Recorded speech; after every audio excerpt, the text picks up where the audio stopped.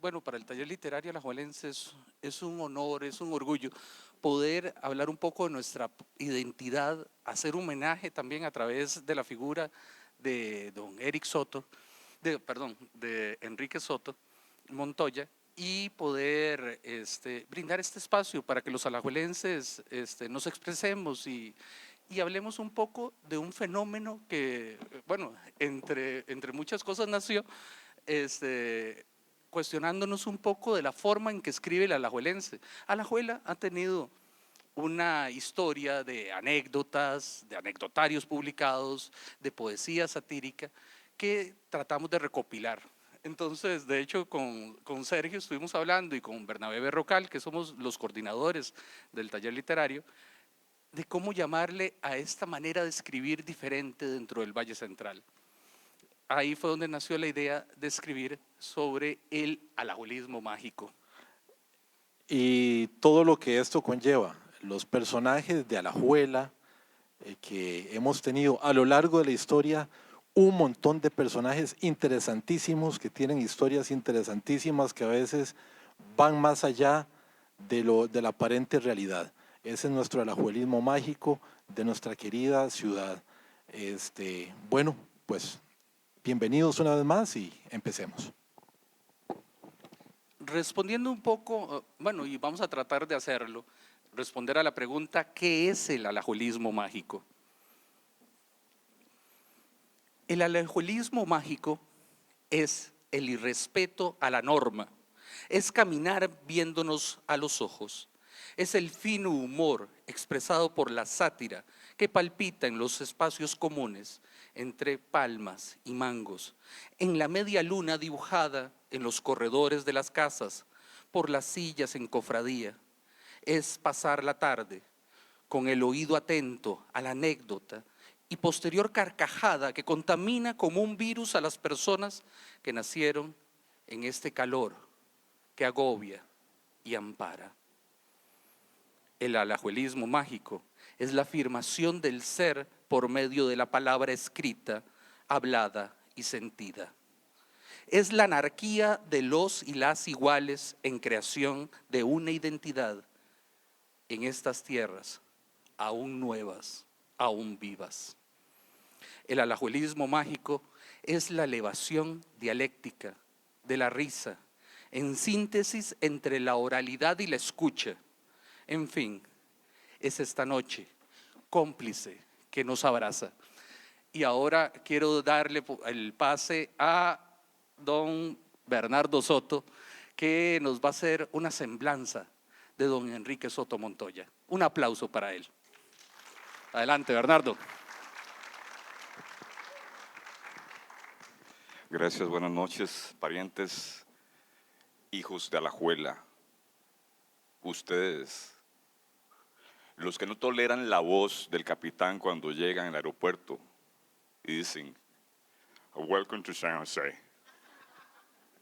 A todos ustedes, pues me es un honor, ¿verdad?, estar por aquí, no puedo agradecerles.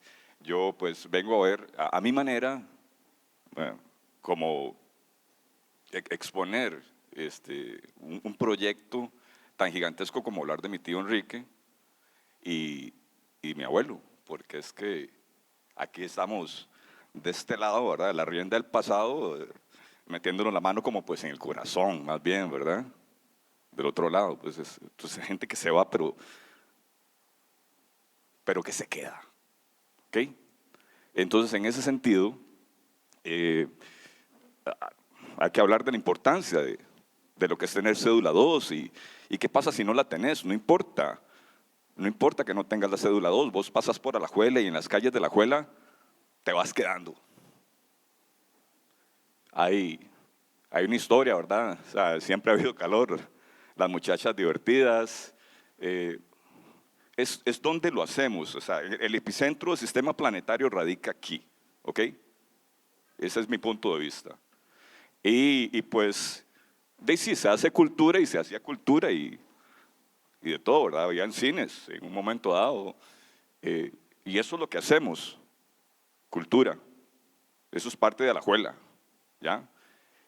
Entonces, cuando ves colegios que se caen por la telúrica y caliente a la juela, de repente ves cosas que, como un dejo de un pasado, pero que hoy hay aún un vestigio gigantesco de esa alajuela. Y de esos, en ese marco, pues vamos a hablar. Hacer un tourcito rápido ahí, que me pidió Teo Quique en un sueño que se me presentó, que trajera estas fotos, un tourcito de cantinas. Adelante. Véanlo ahí.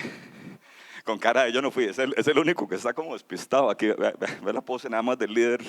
El hombre está aquí así como quien yo no fui. Pero sí, vaya que caló hondo el ingeniero. Hoy es un día muy especial. Hoy me contaron que hoy es el Día Internacional del Ingeniero. Entonces me parece como un momento muy, como para llamarlo al hombre. ¿Ah? Adelante. Yo, hablando de cultura, me quedo con los que hacen más ruido aquí en la orilla del campanario, ese perímetro como mágico, ¿verdad? La callancha, sí, ¿verdad? Es que está bien Calufa, está bien los poetas de San Ramón, pero aquí hay unos señorotes. Y yo, o sea, si no están, pero ustedes reconocen de gente de Alajuela que hizo la magia y que trabajaron juntos, ¿verdad? Porque don Quique trabajó con don Guillermo Villegas Hofmeister. Y también Meoño me contó a mí que hicieron obras de teatro juntos. Eso es algo gigantesco, ¿no? Pero que no se puede borrar, que tienen que coexistir todavía.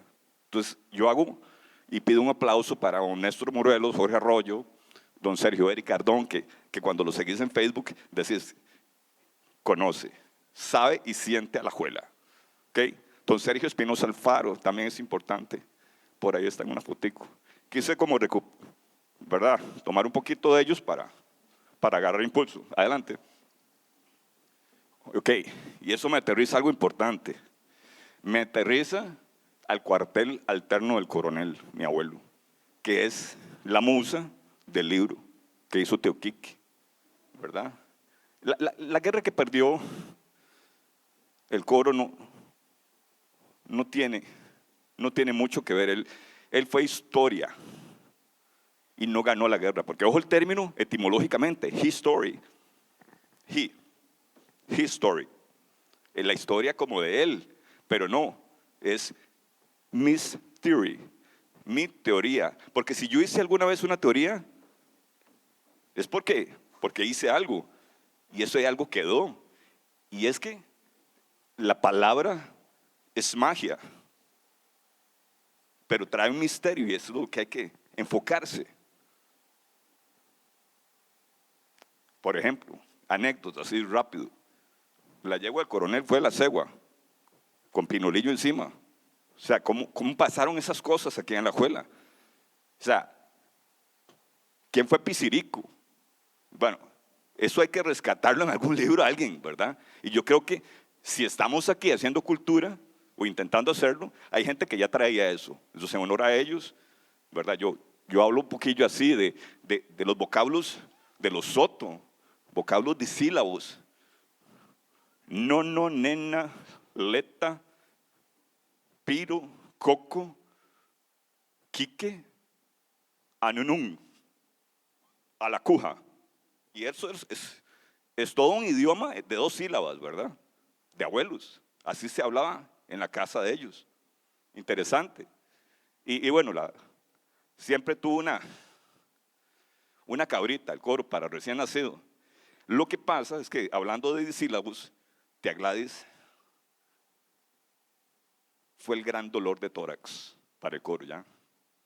Y fue una guerra que resolvió, adelante, inventando un teatro Victoria, ¿verdad? Ahí está la foto de una jabonería, pero fue el Teatro Victoria. Aquí en los 30, yo calculo, entre las 2 guerras, Primera y Segunda Guerra Mundial, hubo cosas, y era arte, y habían espectáculos, para olvidar el dolor del tórax.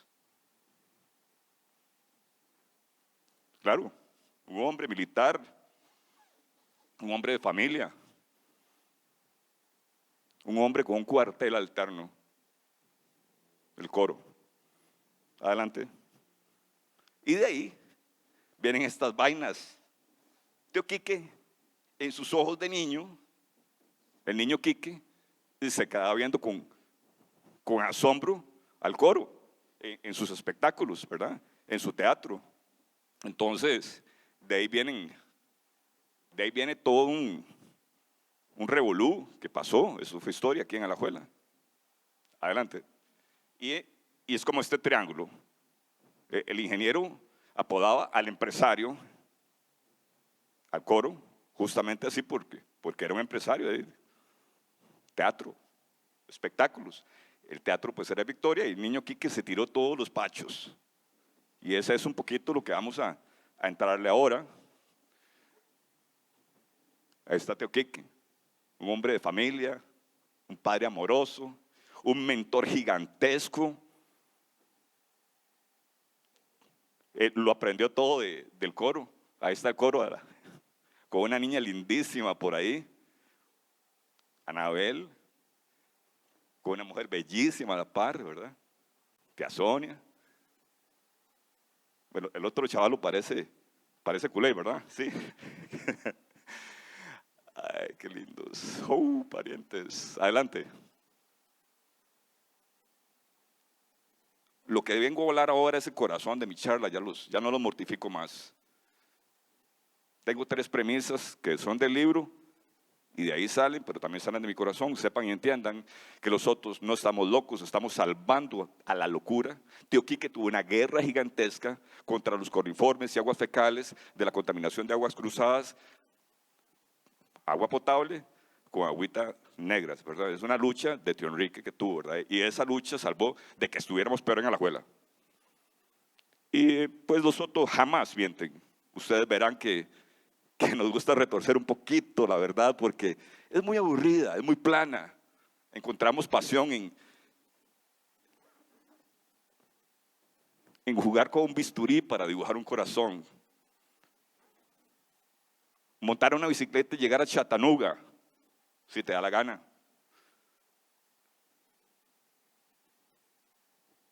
Culey. Pero el maestro de todo esto era Tío Quique. Él me aplicó una lección de vida. Primero en el cole me regaló una calculadora de una FX Casio para los números. Él era un calculista, ¿no? Y luego me regaló una programable en la U. Y todo era para vacilarme. Es más, Milena, a quien les presento ahora porque ya tiene 3 minutos de palabras, por favor vení porque vos fuiste partícipe de esta broma gigantesca. Ella vio como Tío Quique me embaucó y me hizo creer que iba a morir y era una gran broma. Me dio una vuelta con un helado por la Torcaz, me llevó, era la vuelta de la despedida. Yo estaba muy nervioso porque Tío Quique decía que tenía un regalito para mí, un terrenillo. Y sí, pues, cuando se supo inmortal Tío Quique, me regaló una lápida en Jardines de Recuerdo y Milena sabe que así fue. O sea, pero es que, ¿cómo puedes hacer una joda de ese tamaño, no? Pasa, y así fue. Es una donación que me hizo mi tío Enrique, ¿eh? Entonces yo, con mucho cariño, con mucho respeto, quisiera pues presentarles al lector de 2 de sus cuentos, ¿verdad? Alguien que sí tiene estatura para estar aquí al frente. Por favor, el hijo favorito de Alajuela, costumbrista, profesor Rodolfo González, hombre de cultura, hombre muy alajuelista y vamos a ver cómo son los cuentos de Tío Quique, pues. Adelante. Aló. Es que, ¿verdad? 2 micrófonos, son 4, un libro, un pedestal. Parece que aquí va a pasar una cosa impresionante. Lo que va a pasar es lo que está escrito acá, que esto sí que es impresionante. Cuando Piro me pidió que lo acompañara, yo la verdad es que encantado. Y este libro, tuve el gusto de conocer a don Quique y él me regaló este libro hace muchísimos años. Y bueno, don Quique Soto es uno de mis referentes como cuentero, porque yo me acuerdo que escuchaba la forma en la que él hablaba y yo decía, qué bonito. Me acuerdo a mi tío Rodrigo también. Había una forma de hablar, de construir las palabras y de ponerle sentido al humor a las frases que ya yo no escuchaba de los 80 en adelante. Y yo, qué bonito sería como contar estas historias y tratar de hacer, ¿verdad? En la medida de lo posible, tratar de usar algunas de estas palabras y frases que dice don Quique. Y bueno, entonces, una vez tuve el segundo cuento que pude montar, era Los perros, yo le puse, bueno, me dio permiso el de adaptarlo como Los perros comediantes, y siempre he querido montar algún otro y se me ha pasado la vida y no lo he hecho. Pero entonces hoy le dije, pero bueno, ¿qué querés que cuente? Bueno, Los perros comediantes y una corrida de toros, bueno, que esa se llama una función de reprise en realidad acá, y una corrida de toros en el Teatro Municipal, son los dos textos para compartir acá, porque yo no sé qué hacer con esto, voy a poner esto a un ladito, porque me lo dejo.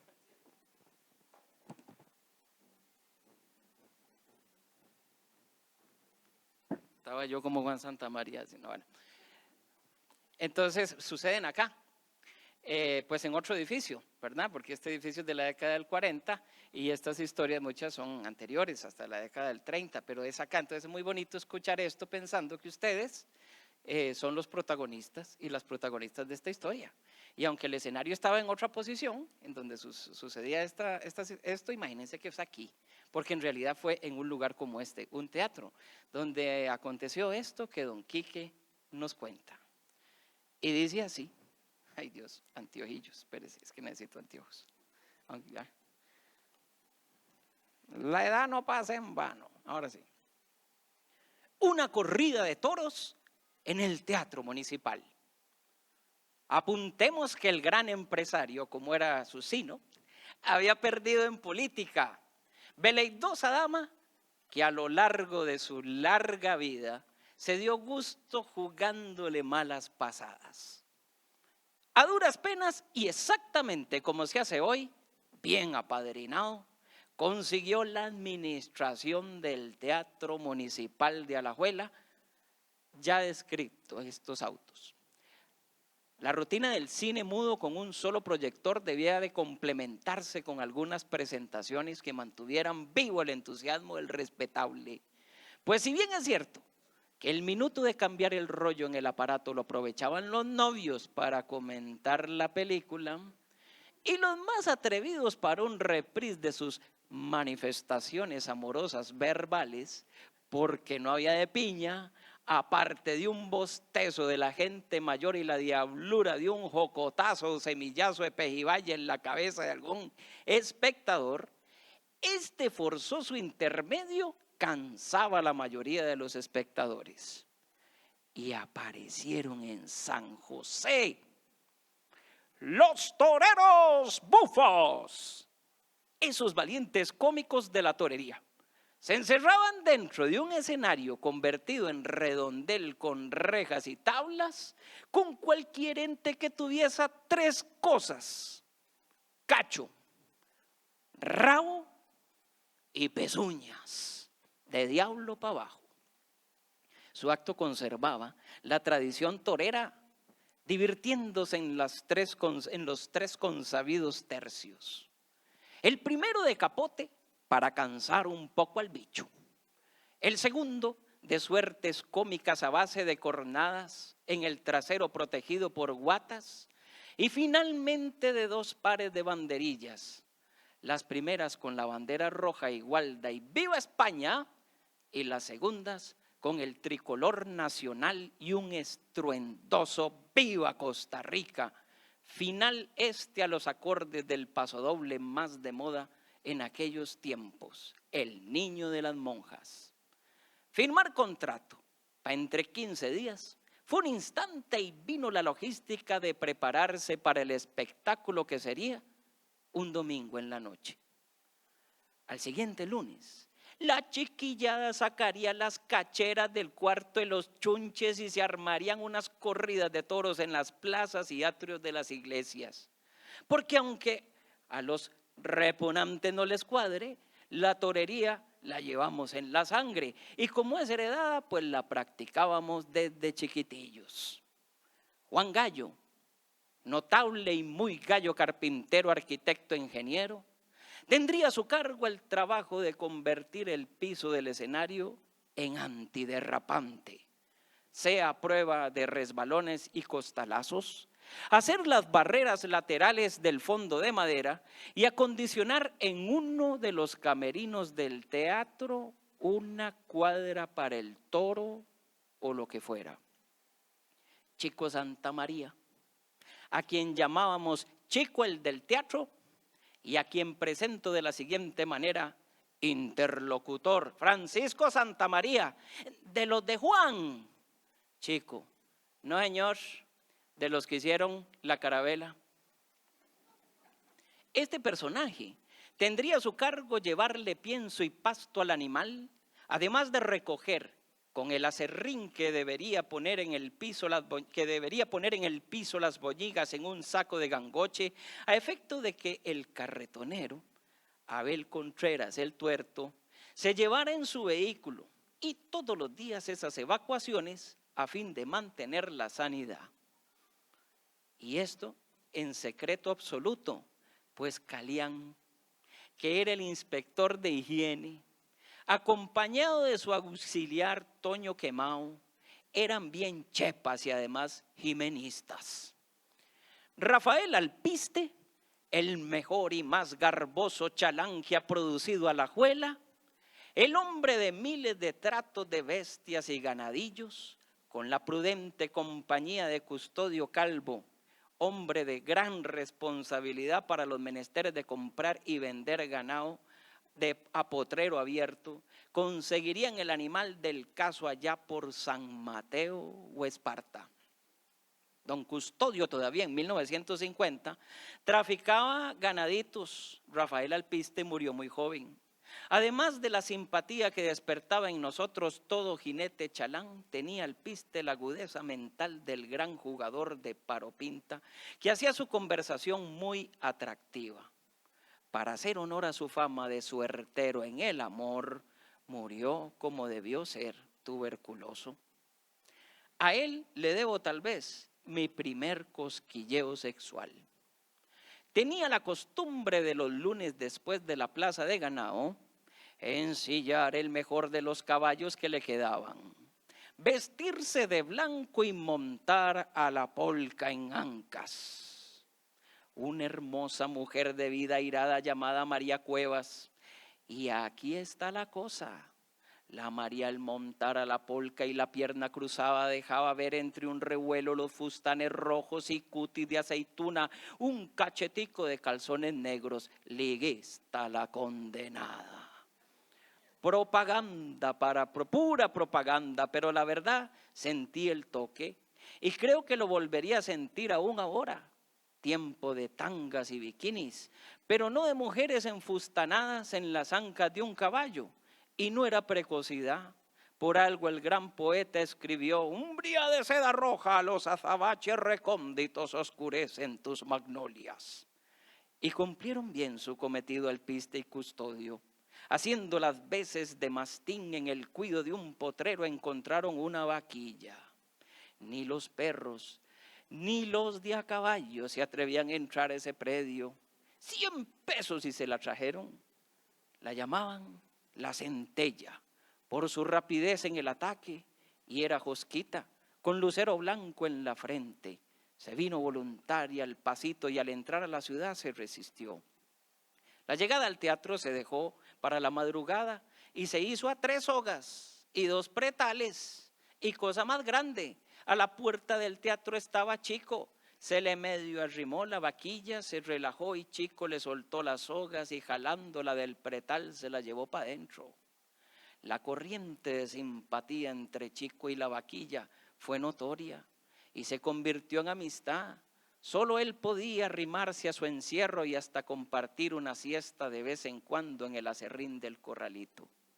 Y en medio de grandes expectativas y de propaganda intensiva se llegó el día de la función.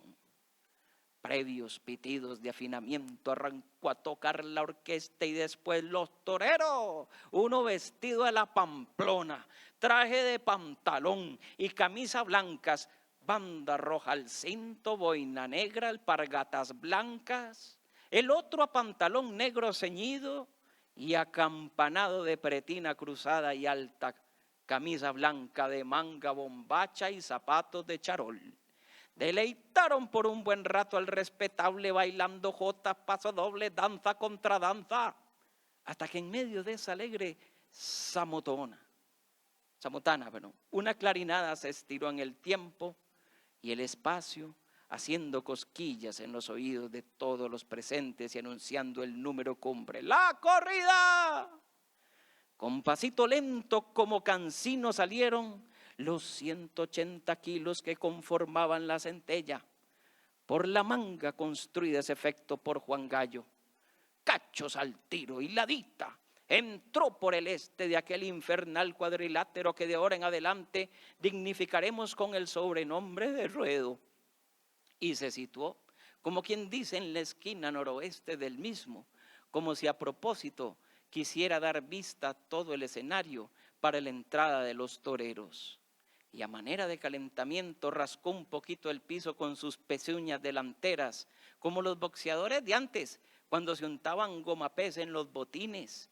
Hizo una finta con la cachamenta como de aficionado de tercera categoría y acusó un tic nervioso en la oreja izquierda y que solo yo le vi.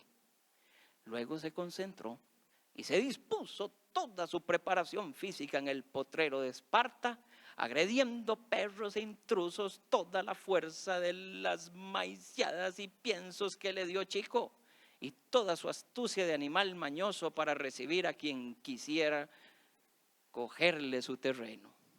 Y se metió por la esquina sureste del ruedo, el del vestido blanco. Apenas se le vio entrar cuando lo vimos en el aire. Cayó con el pantalón desgarrado hasta la altura de la mancuerna, mostrando unos calzoncillos a rayas, y ya en el suelo le soltó 2 bizcochazos, patadas, en la madre del costillar que lo acabaron. Y así sigue don Quique, y uno cuando lo escucha, aquí, ¿verdad que se siente aquella voz ronca que tenía con aquel vocabulario casi como con música? Y muy parecido a esta historia que se puede aquí encontrar en 7 vainas y un espectaculazo.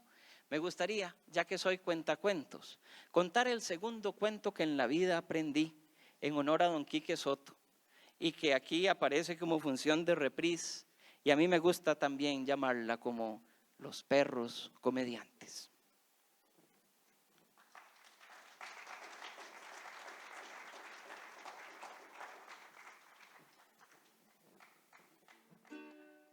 Viva ciudad, palabra, Alajuela es la ciudad, palabra, y vivimos en ciudad, palabra, donde habita la imaginación. Ahí se valen palmas, ¿verdad? Viva ciudad, palabra, Alajuela es la ciudad, palabra, y vivimos en ciudad, palabra, donde habita la imaginación. Si le quiero sacar punta a un lápiz, grande o chiquitilla, en otros lados piden tajador, en Alajuela pedimos, claro, porque vivimos en ciudad, palabra, Alajuela es la ciudad, palabra, esto es nuestra ciudad, palabra, donde habita la imaginación. Si me quiero comer un pan bien sabroso, bien sabrosón, en otros lados piden un baguette, aquí pedimos un buen, claro, porque esto es la ciudad, palabra, Alajuela es la ciudad, palabra, y vivimos en ciudad, palabra, donde habita la imaginación. Si vengo de pronto en avión, me duele más que un dolor de muela, que digan welcome to San José en vez de bienvenidos a la Alajuela. ¿Por qué? Porque esta es la ciudad palabra. Vivimos en ciudad palabra y Alajuela es la ciudad palabra, donde habita la imaginación, donde habita la imaginación, donde habita la imaginación. Esta tarde, los perros comediantes, así decía el cartel. Porque el cartel, cuando tiene colores, parece que grita: esta tarde en amarillo, los perros en rojo y en azul, comediantes. Por toda la ciudad el empresario don Humberto empezó a poner el anuncio de que iban a llegarle unas grandes maravillas desde afuera, y aquí en Alajuela, en su teatro mono, los perros comediantes, ¿pero qué es eso? Dicen que son unos perros capaces de bailar cualquier ritmo que les pongan. No, sí, están entrenados para eso, de verdad. ¿Y cuánto vale la entrada? Depende. ¿De qué depende? Si usted es del Lunetario o si usted está en el Gallinero. La gente del Lunetario, que es así más o menos como todos ustedes que están acá, excepto los del Gallinero que están allá. La gente de acá usaba peluca, leontina, cruzada, usaba, bueno, sombrero, era una elegancia. Era lo que llamaban los levas del centro, que no eran levas por tener plata, sino porque eran del centro. Y los de afuera, los del Carmen, los del Llano, los levas del centro. Ahí sentados pagaban más. Pero arriba en el Gallinero, el barrio del Carmen, aplausos a los del Carmen, ¿dónde están? ¿Quiénes son del centro? Se vino todo el Carmen. Es que así es el Carmen. Participativo, ¿sí o no, don Alfredo? Y claro, arriba en el Gallinero, muy atentos los del Carmen. Empezaron a ver como en un lugar igual a este, solo que como puesto para allá. Imagínenselo. Entró primero un músico vestido de riguroso negro. Traía en medio de su tamaño alto un violín pequeño. Y detrás de él, otro un poco más grueso y pequeño que traía un cello. Y detrás venía un director de bigotes con su gran batuta.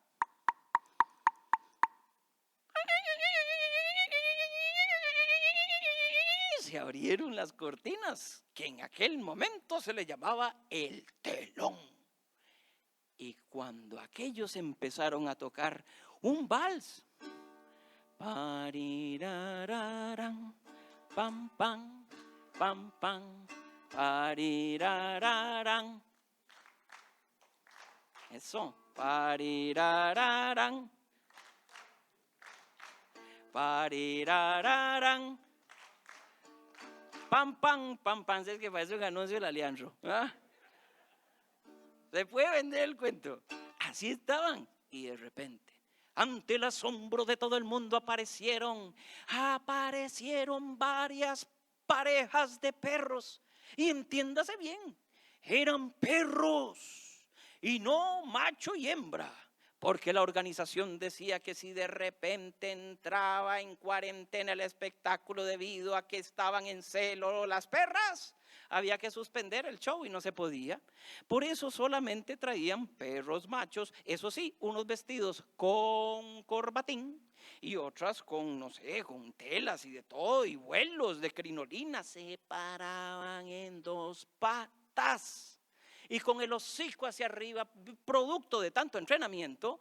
Una ponía la pata así en el lomo del otro perro y levantaba la patilla así, y con el hocico para arriba bailaban perfecto vals con esta música que ustedes me ayuden a recrear. Parirararán, parirararán, parirararán. Ustedes hacen la música y yo hago los perros, porque no puedo hacer las dos cosas al mismo tiempo. Me enredo, soy hombre, no puedo hacer dos cosas al mismo tiempo. Parirararán, Póngale la Leandra ahí. Parirararán.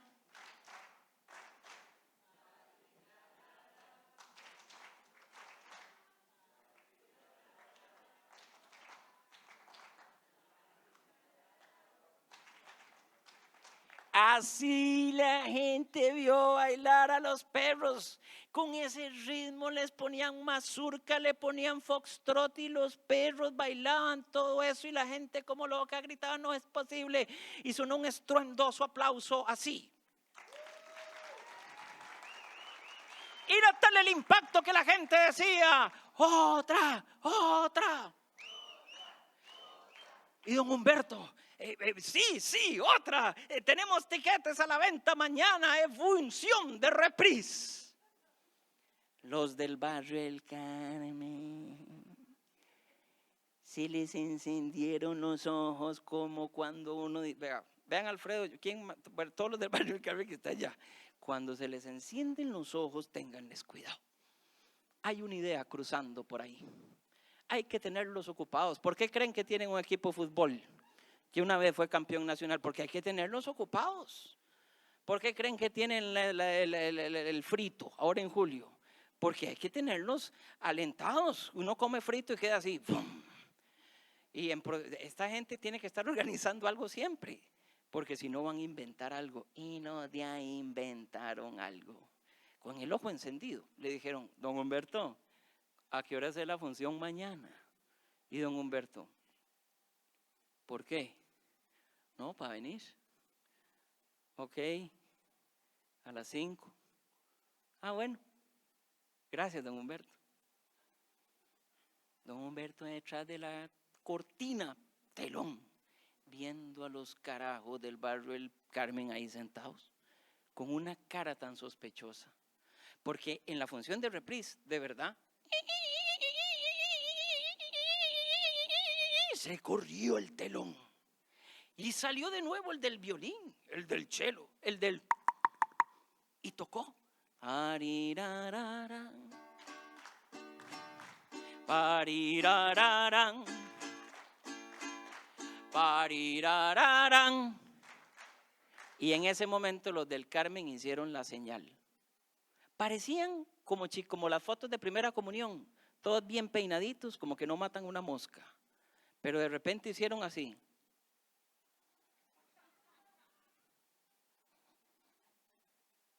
Y van sacando lo que tenían debajo de las sillas de allá. Unos sacos de gangoche en los que había unas perras en celo. Sí. Los perros que estaban baile que baile valsa ahí, sintieron en el hocico, en la ñata, el impacto del instinto y mandaron al carajo años enteros de entrenamiento y se fueron detrás de aquellas perras. La gente levantaba los pies, a la señora se les caía la peluca, se caían las leontinas y de todos los levas del centro era aquello un relajo. Los perros corrían por ahí. Las perras bajaban, los perros subían, ellos subían y bajaban, bajaban y subían. Se fueron por el Parque Central y desde entonces cuentan que en el barrio del Carmen siguen naciendo todavía perrillos que se paran en sus dos patas y se ponen a bailar cada vez que escuchan parirararán, rirararán, parirararán, pam, pam. Ese aplauso para don Quique Soto. Esa no es la versión de él, es la mía, pero las palabras viven en homenaje de aquellos que hacen presente los recuerdos. ¡Viva Quique Soto!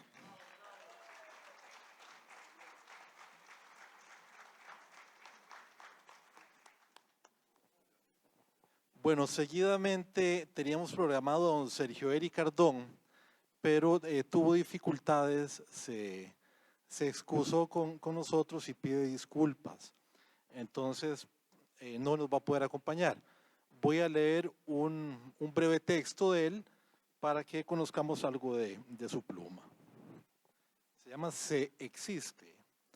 Indudablemente, mientras tengamos aliento y el músculo primo funcione, pero nos lo niegan en todas las ventanillas. Cuando acudimos a tramitar lo que sea, Me ha pasado en estos días. Por una fatal coincidencia me encontré con mi existencia negada. Resulta que perdí la cédula de identidad y con la licencia de conducir y el pasaporte vencidos. Lo siento, me dijeron. Eso sí, con simpáticas sonrisas, en 3 lugares a los que acudí. Y lo que yo quería era pagar. Pero mire, ya estuve en el registro civil y en una semana me entregan la cédula nueva. Aquí está el comprobante. No. Mi licencia tiene el mismo número de la cédula. Aquí está. No, sin dejar de sonreír. Que si le traigo el pasaporte, contiene mis datos. Esto sabiendas que ya había expirado y entonces sé que tampoco hubiera servido. Mire, yo soy conocido, soy arquitecto. Esta es mi identificación como miembro del Colegio de Ingenieros y Arquitectos. No. Oiga, yo hasta diputado fui. Pregúntele a sus compañeros más viejos y seguro que alguno me recordará. No lo siento, no insista, es la orden que tenemos. Entonces no existo, nada puedo hacer. Señor, hay gente en la fila, por favor. No lo digo, pero entendí. No lo dijo, pero entendí. Circule. Así es, sin cédula de identidad y al día no se existe. Así se haya sido gente tan mal vista como suelen ser los diputados. No cabe en mi cabeza aceptar que así deban ser las cosas. Habrá alguna fórmula que tenga sentido común, que supere las directrices de piedra que nos hacen la vida tan difícil. Pero la encontré, ¿me pueden creer? Habiendo fracasado en el AIA, en la municipalidad, en el Banco de Costa Rica, oficinas de Alajuela, no me di por inexistente. Sabía que todavía andaba en este mundo, no me rendí. Hola, don Sergio, ¿cómo está doña Cinia? Siempre linda. ¿En qué le podemos ayudar? Necesito sacar de mi cuenta unos colones. ¿Se podrá? Claro. ¿Cuánto quiere? Es que no tengo la cédula de identidad, la perdí. No se preocupe, no importa. Nosotros bien lo conocemos. Dígame cuánto y ya. 2 minutos después me eché los billetes a la bolsa. Respiré fuerte y me dije, ya ves, como no hay que perder la esperanza, siempre habrá gente con sentido común. Al salir de la sucursal del Banco de Costa Rica en Torrúcares, esta vez el sonriente era yo. Oí a la amable cajera decirme, me saluda doña Cinia.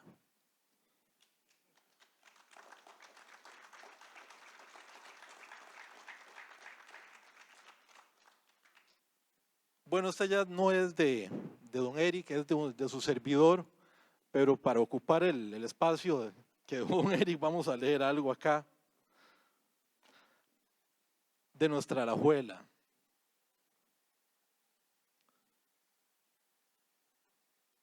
A mediados del siglo pasado, el conde de Menorval, un aristócrata francés, eligió la rústica ciudad de Alajuela como lugar para establecer su morada en Costa Rica.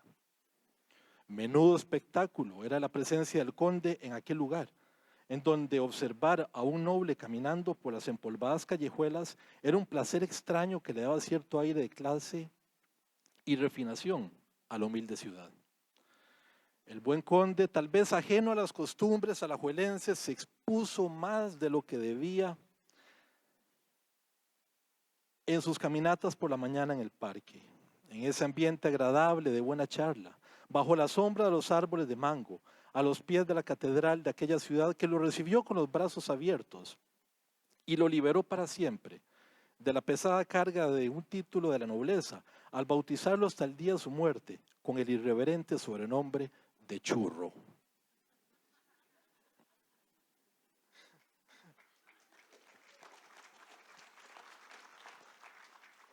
Esta anécdota me la contó abuelo, es de lo que hablamos, de este alajuelismo mágico, de esas cosas que solo en nuestra Alajuela ocurren. Me contaba abuelo que antes la feria de ganado estaba o se hacía en donde ahorita está el Instituto de Alajuela. Y el instituto estaba a un costado del parque. Desde lugares como Río Segundo, San Pedro de Poás, San Rafael de Alajuela o incluso Grecia y Atenas, traían el ganado hasta la subasta. Las reses entraban por la calle de polvo y piedra que hoy conocemos como la calle ancha. En ocasiones, la cantidad de ganado era tanta que algunos torillos escapaban, ya fuera por accidente o por ocurrencia de algún bandido. Y estos torillos corrían libres por las calles de Alajuela, correteaban a las personas y se metían en donde se les antojaba. En alguna ocasión llegaron al Parque Central, en donde los asustados estudiantes tenían que treparse a los árboles para salvarse del toro. Los animales llegaron a entrar por las puertas de la Catedral de Alajuela y persiguieron a los devotos y al mismo sacerdote que tuvo que recogerse la sotana para poder escapar a toda velocidad.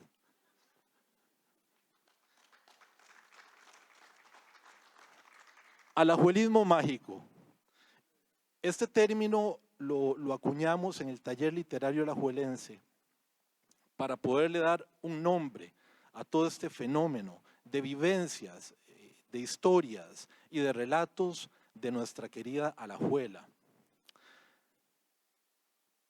en el que la fantasía empapa las historias y los relatos que han dejado registrados escritores alajuelenses durante décadas.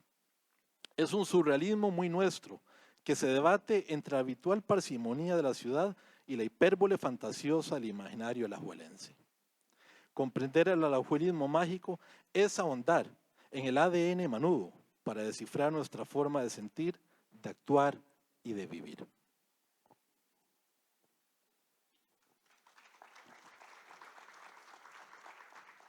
Qué interesante. Recuerdo hace unos años en un festival internacional de poesía, la gente me preguntó, me decían, no sabemos nada de Costa Rica, ¿qué nos puede decir de Costa Rica? Porque no tenemos idea.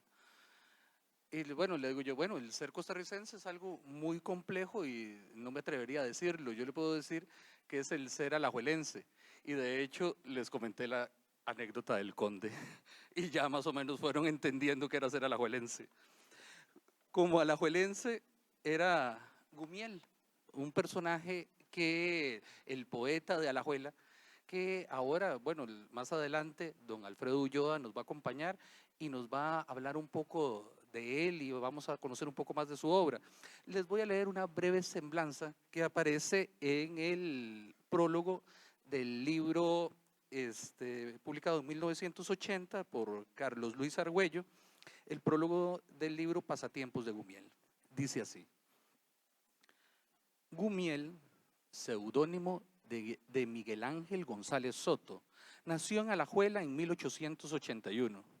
Comenzó a publicar sus trabajos a los 21 años de edad en los periódicos locales y posteriormente en los de circulación nacional. El seudónimo Gumiel es el anagrama de su primer nombre, Miguel. Trabajó como maestro en la escuela del barrio San José de Alajuela, pero parece ser que la enseñanza no lo entusiasmó, porque pronto la abandonó para dedicarse a su nuevo trabajo en las oficinas del Poder Judicial en Alajuela, donde permaneció por espacio de 35 años. En su tiempo, Gumiel tuvo en Alajuela algo así como uno de esos círculos literarios que se fundan a veces. Eran sus compañeros, entre otros, el poeta León Vargas Argüello, Gonzalo Sánchez Bonilla, Héctor Solano Blanco, cuya obra lamentablemente se perdió, y Francisco Picado Soto, artífice del único libro publicado a Gumiel en 1933, con el título Pasatiempos de Gumiel, financiado con el apoyo, entre otros, y oigan bien, Ricardo Jiménez de Oramuno, Julio Acosta García, Ricardo Fernández Guardia, Otilio Ulate Blanco, Marcial Rodríguez Conejo y el Instituto de Alajuela. Poeta lascivo y satírico, venerador de Voltaire, a quien citaba y traía a cuento cuantas veces podía. Gumiel fue el espíritu de los alajuelenses hecho letra en un momento oportuno, uno de esos fenómenos que con su aparición llenan el inmenso vacío que todos sus coterráneos adivinan y sienten. Por eso, cuando Gumiel escribía, las gentes lo sentían como el intérprete auténtico de sus sentimientos, de sus aspiraciones o de sus frustraciones. El poeta alajuelense convirtió su pluma en afilada y desafiante lanza contra los de arriba. Sus textos solían levantar uno que otro polvorín con consciente intervención del señor cura y los conservadores de la ciudad. Pero si Voltaire, con el brillo y audacia de su pensamiento, había alborotado a la Europa de su tiempo, ¿por qué él no iba a tener el derecho de alborotar también a Alajuela? De don Alfredo Ulloa, que ahora tengo el honor de presentar, puedo decir que nació en 1949 en el barrio El Carmen de Alajuela. La sastrería desde niño le dio una dimensión profunda de la vida. Como él mismo nos comenta, el ser comunalista desde joven le abrió las puertas a la alegría de vivir. Durante su madurez cursó la maestría en estudios teológicos. Esto le permitió enriquecer la riqueza que hay del paso del silencio a la palabra. Por favor, un fuerte aplauso para don Alfredo Ulloa.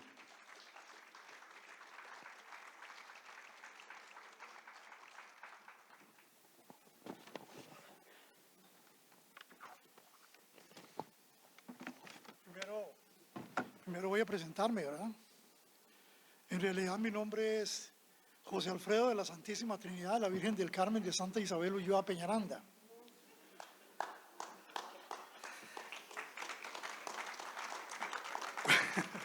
Cuando uno está pequeño no hay problema, porque uno cada vez que se jala una torta, la mamá lo llama. Y yo cada torta que me jalaba, mi mamá me decía, José Alfredo de la Santísima Trinidad de la Virgen del Carmen de Santa Isabel Ulloa Peñaranda, venga para acá. Y claro, me tenían marcado. El problema lo tuve cuando llegué a primer grado, porque resulta ser que mi maestro de primer grado tenía una condición del habla que se llama disfemia, o sea, la tartamudez. Y cuando el maje iba de la Santísima Trinidad de la Virgen del Carmen, ya la clase había terminado, ¿verdad? Entonces decidió quitarme toda esa parte de la Santísima Trinidad de la Virgen del Carmen, de Santa Isabel. Entonces me quedé llamando José Alfredo Ulloa Peñaranda. Pero resulta ser que no sé qué es esa mariconada que agarraron de quitarle la tilde al José. Ahora nadie se llama José, todo el mundo se llama José. Y yo me llamo José, entonces me desapareció. Me quedé llamando Alfredo Ulloa Peñaranda. Bueno, después se inventan toda la tecnología y resulta ser que los inventores, como no tienen la ñ en su abecedario, de ahí, yo no me llamo Aranda, soy Peñaranda. Desapareció el Peñaranda. Me quedé solo llamando Alfredo Ulloa. Viene la Real Academia y quita letras de nuestra lengua que son preciosas. Por ejemplo, la che. Todas las palabras más lindas del español son con che. Chancho, chuchinga, chompipe, chonete, chunche, chencho. Vean ustedes que Roberto Gómez Bolaños de México siempre usa la che, el Chavo del Ocho, el Chompiras, el Champulín Colorado, etc. Pero además de la che, no se van apiando la elle. ¿Y acaso que yo soy Ulloa? Yo soy Ulloa. Desapareció el Ulloa. Me quedé llamando nada más Alfredo. A la puta, y como en este país todos lo hacemos chiquitito, ¿verdad? Ya nadie es del Deportivo Saprissa sino del Sapri, y nadie es de Liga Deportiva Alajuelense sino de la Liga, y nadie vive en Desamparado sino en Desampa. Entonces me pusieron Alfred. Alfred para arriba, Alfred para abajo, y como hay un hijo de puta muñeco ahí que es todo peludo en televisión, que le dicen Alf, y como ven yo soy bastante peludo, y me pusieron Alf. Y me quedé llamando Alf. Pero los contemporáneos míos dijeron, pero ¿qué es ese mozote del barrio del Carmen de Alajuela? ¿Cómo lo van a llamar A con mayúscula? Llamémoslo A con minúscula. Por eso cuando ustedes vienen del aeropuerto, por la radial Francisco J. Orlich, ahí 100 metros antes de llegar a la calle ancha hay una A chiquitica. Es dedicada a mí, que soy el más guapo de todos los cuentacuentos. Y muchas gracias por aplaudirme.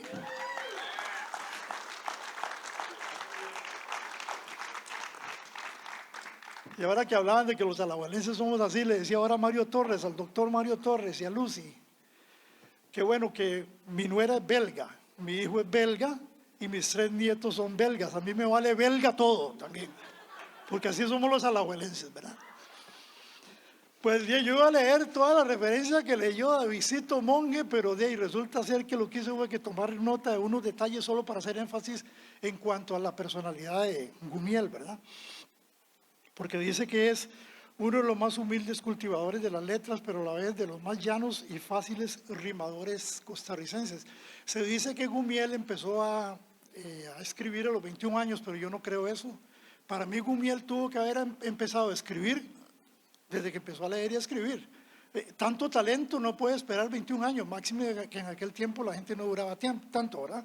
Ahora 21 años es un carajillo, pero en aquel tiempo 21 años ya se estaba poniendo viejo, ¿verdad? Entonces, me parece que es importante puntualizar esto, ¿verdad? Como también importante puntualizar que siendo Gumiel un escritor, en el tiempo que estaban los cuadros de costumbres, no se decantó por escribir las concherías, sino que él, respetando pues, la sinceridad del costarricense, sobre todo el campesino, no escribió, no hizo burla de todo lo que muchos han hecho burla de la forma de hablar del campesino. Inclusive muchos humoristas costarricenses han hecho dinero, lamentablemente, haciendo mofa del campesino, ¿verdad? Lo fueron antes, famosísimos, y lo siguen siendo todavía. Y Gumiel se desmarcó, y para mí eso es muy importante de su personalidad. Déjenme ver por aquí. Una de las cosas que también me llamó mucho la atención es que él prefirió ser ignorado. A él no le importaba mucho que lo aplaudieran o no lo aplaudieran. Él decía las cosas como lo decían y utilizó más bien la fisga y el punzón o la cuchilla para tirarle a los de arriba. Y se hizo el ruso con los que estamos un poquito más abajo, es como los del barrio del Carmen de Alajuela, según mi primo Rodolfo González Ulloa. Y don Fernando, que está por aquí, no sé si se me habrá dormido, sabe lo que es el barrio del Carmen, porque don Fernando Durán Ayanegui, no sé si lo quiere aceptar o no, pero es carmelita igual que yo. No sé si ustedes lo sabían, ¿verdad? Entonces un aplauso para don Fernando.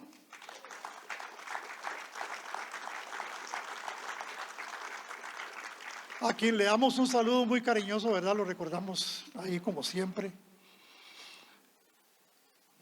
Yo creo que la mejor manera de hablar de Gumiel es leer un poquito de él. Yo escogí 3 poemas de él serios y 3 poemas de él satíricos. Un poco para que vean el contraste, cómo un hombre puede escribir de una manera, quitarse el overol y escribir de la otra forma. Ese se llama Lobelia. Como orgía de notas sobre el piano, a bailar empezaron los sonidos y ritmos de la música sentidos, dijeron la importancia de su arcano.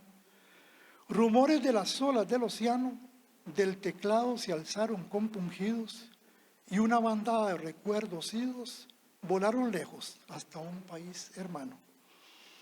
El alma del autor, harta de esplines, parece en el vigor de cada nota que a contemplar se irguiera los confines de cierta playa que dejó remota. Sí, Lobelia es un llanto de violines, es la visión de una esperanza rota. Para mí un excelente poema. Vamos a leerles otro por acá. Ese aplauso para Gumiel, allá en la eternidad, un representante de nuestra sangre. En su álbum, quisiera con una llave de oro abrir de este álbum la entrada con la joya más preciada de mi poético tesoro. Me piden un pensamiento y solo tengo violetas para adornar las glorietas de mi escaso entendimiento. Mas no puedo y lo deploro, pues carezco de talento y en mi torpe abatimiento pienso, perdida la calma, dejarte un pedazo de alma fundido en un pensamiento. Bueno, ¿verdad?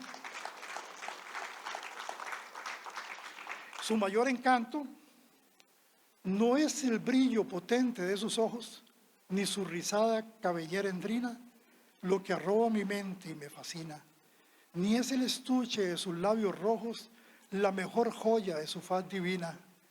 Hay un algo sutil, mudo y sublime que impregnado en su ser roba la calma, que transporta, que embriaga y que redime y hace vibrar el corazón y el alma. Bellísimo, ¿ah?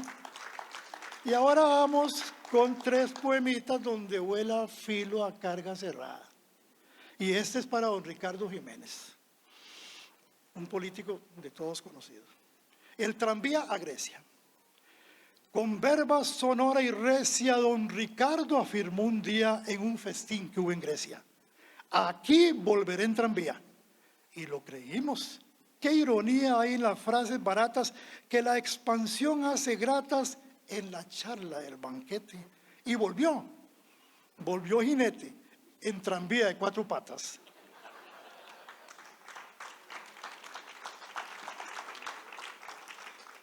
Todo por la P, por pasiones personales de políticas pasadas, por puras paparruchadas se pinchan los principales. Por la prensa muy puntuales se despluman el pellejo, pierden pronto el aparejo y pasan a la pelea. Y el público en la platea aplaude por lo parejo.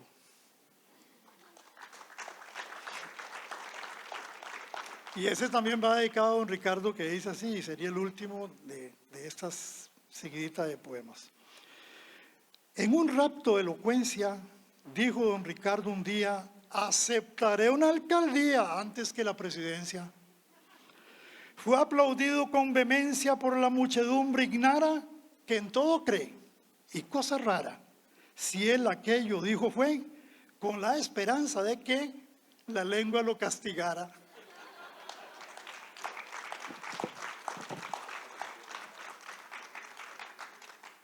En aquellos tiempos, las personas de la leva, muchas de las personas de la leva, había que rendirles pleitesía. Y en una oportunidad viene Gumiel por la acera y viene una de esas personas por la acera, se topan frente a frente. En ese tiempo había que darle el campo a esas personas. Se topan frente a frente y Gumiel plantado y el señor plantado y Gumiel plantado y el señor plantado y no se movían. Y el señor entonces furioso le dice: mire, yo no le doy el campo a ningún hijo de puta. Y Gumiel se tiró a la calle y le dice: pues yo sí, pase usted por favor.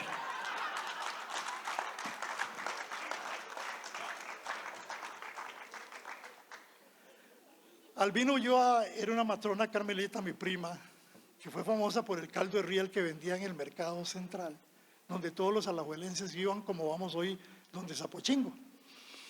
El asunto es que ya se hizo viejita, entonces la ponían en una silla de ruedas al frente de su casa, ahí por la iglesia, y entonces todas las personas llegaban a saludarla. En eso llegó una señora y le dice: Albina, ¿pero por qué estás en una silla de ruedas? ¿No sabes que el ejercicio te hace bien? Levántate esa silla de ruedas, haz ejercicio, el ejercicio es bueno, caminar es lo mejor, los médicos lo recomiendan. Y por cierto, para otra cosa venía Albina: ¿me podías prestar 2,000 colones? Es que tengo que ir a San José. Y le dice Albina: vieja tóxica, si caminar es tan bueno para la salud, ¿por qué no se va a Zapata para Chepe? Le dice.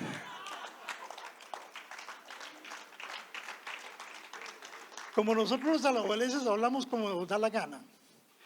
Yo tenía un primo que a todo el mundo le decía Culiolo. Y podía no conocer a la persona y le podía decir: don Fernando, buenos días, Culiolo. Y Culiolo y Culiola, y a todo el mundo le decía así. Entonces los hermanos le dijeron: no, mi hermano, ya no puedes andar hablando así de esa manera, ¿verdad? No puede ser, hay que cambiar un poco. Mira, tenemos un grupo de oración, vení con nosotros. Y se lo llevaron. Y ahí lo tuvieron, pero ya como a los 2 meses le dieron la Biblia para que leyera Juan capítulo 14, versículo 3, donde dice: en aquel tiempo dijo Jesús a sus discípulos. Y entonces agarra la Biblia y dice: en aquel tiempo dijo Jesús a sus culiolos. De más está decirles que hasta ahí llegó la oración. Entonces, ¿de qué se ríen allá? ¿Por qué se ríen tanto?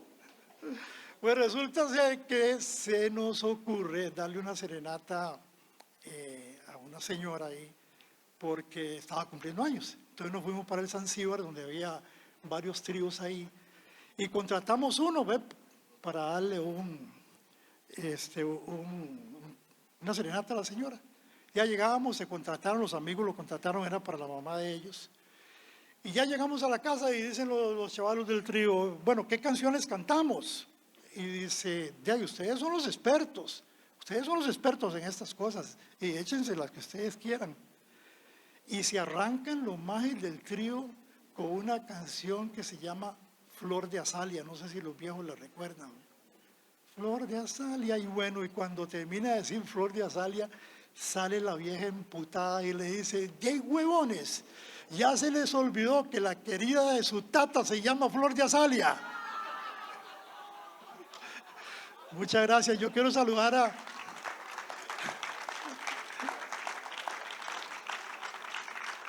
antes de irme para mi querido barrio El Carmen, quiero saludar a los Sotos, vecinos nuestros de toda la vida.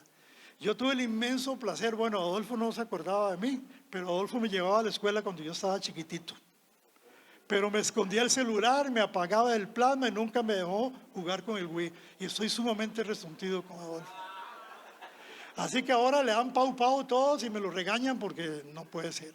Felicitarlos a todos. Don Quique era una persona sumamente especial, aquella elegancia, aquel dandy, aquel caballero por las calles de Alajuela con su bastón y su sombrero y aquel hablado profundo y aquellas historias sentado ahí con Micón Villegas en el parque y uno coladillo ahí oyendo las aventuras, las cosas que ahora Rodolfo estuvo contando. Y la verdad es que para mí es un honor, ¿verdad?, estar compartiendo con ustedes una familia tan querida, tan amada, de aquí presentes, y a la memoria de don Quique Soto, que Dios lo siga teniendo en la gloria. Buenas noches.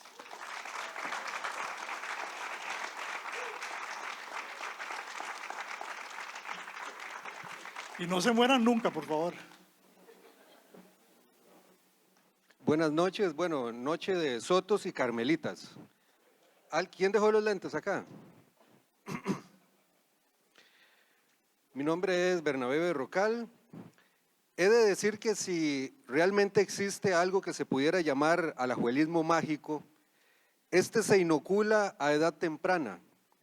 Diríase que es congénito.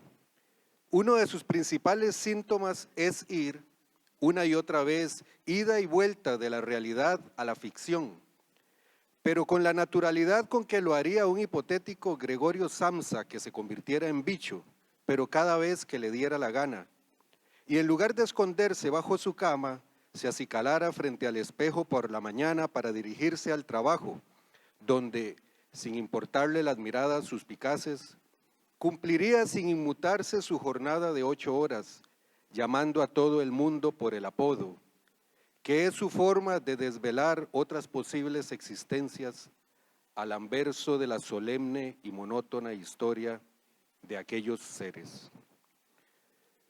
Hoy nos hace el honor de acompañarnos don Fernando Durán Ayanegui, escritor, académico y químico, quien nació en Alajuela, cerca de la terminal del ferrocarril, en 1939. Hizo sus estudios primarios en la Escuela República de Guatemala y afirma haber vivido en uno de los barrios donde mejor se juega al fútbol, Barrio El Carmen, donde, según cree recordar, todas las mujeres se llamaban así, Carmen. Dice que el mejor apodo se lo endosaron precisamente ahí a un político que llegó con la cabeza muy para arriba, Gárgaras. Su obra, reconocida en varias ocasiones con el premio Aquileo Echeverría, se enmarca en la temática de la crítica social y, por supuesto, el humor y lo fantástico. Hijo de artesanos, padre carpintero y madre costurera. A los 11 años ganó una beca para estudiar en Cuba y en uno de sus cuentos relata cómo se dio la cosa. Un pariente llegó a mi casa y fue al excusado de Hueco por un apuro. En ese tiempo no había papel higiénico, sino papel periódico, que partíamos en cuadritos y leíamos antes de usar. Mi tío leyó que estaban dando becas para que jóvenes se fueran. Me la gané y me fui para la isla. En Cuba, para ganarse un dinero extra, escribía para sus compañeros cuentos pornográficos. A sus 20 años inició su carrera literaria y desde entonces ha publicado una decena de novelas y más de 20 colecciones de cuentos. Además publicó teatro, poesía y ensayo, hizo estudios superiores en Cuba, Estados Unidos y Bélgica, fungió como rector de la UCR en 3 periodos y fue miembro de la Academia Costarricense de la Lengua. El protagonista de Las aventuras de Camote, de 1986, escrito a partir de crónicas escuchadas en el Parque Central de Alajuela, es un símbolo del ser alajuelense. El escritor mexicano Carlos Fuentes decía que uno permanece por siempre ligado al sitio donde vivió su infancia. De criterio similar parecía Julio Cortázar, quien habría dicho algo más o menos así, como que los momentos más asombrosos de nuestras vidas ocurren ahí donde habitamos antes de los 12 años. La carrera de Fernando Durán Ayanegui parece circunscribirse en este sentimiento. Él nos comparte para su lectura esta noche una crónica que voy a leer a continuación, titulada El mejor ampaya del mundo. En Alajuela, donde ahora se encuentra el Parque Calián Vargas, había, además de la estación del ferrocarril del Atlántico, una plaza ensacatada, la más dispareja de la provincia, tan dispareja que los huilas del barrio El Carmen y sus alrededores concurríamos a ella para jugar al trineo en aquella parte donde el declive nos permitía deslizarnos sobre la hierba, a gran velocidad, según nos parecía a nosotros, montados sobre despedazadas cajas de cartón. En la parte menos accidentada, los más manganzones jugaban al fútbol, y en una franja arenosa que seguía el contorno oriental de la estación, se jugaba a los chumicos y a las bolas de vidrio.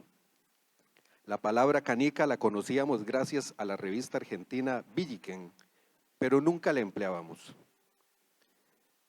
Dentro de la estación, en lo que podríamos llamar el andén y la sala de espera, solían jugar las niñas y los chiquillos más pequeños, aunque a veces eran ahuyentados por los grandotes, que preferían practicar sobre el piso de cemento y con bolas de tenis, una versión local de lo que ahora llamamos fútbol de salón.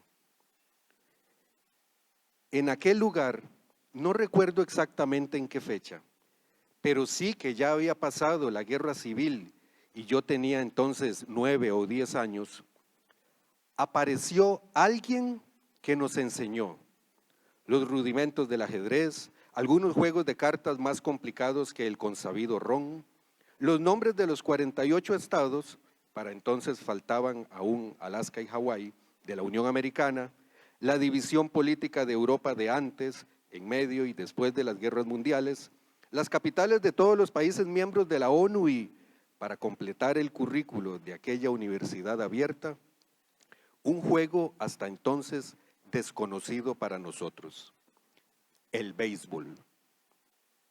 En realidad, las aulas de aquel aprendizaje eran unas zapaterías situadas pocos metros, entonces decíamos varas, al sur del Parque Juan Santamaría, el de los trillos de ripio sombreados por olorosas ramas de ylang ylang, y en el cual, cuando lo atravesábamos a las 5 de la mañana, en nuestro diario periplo a la lechería de los Saborío, descubríamos de vez en cuando una descuidada comadreja.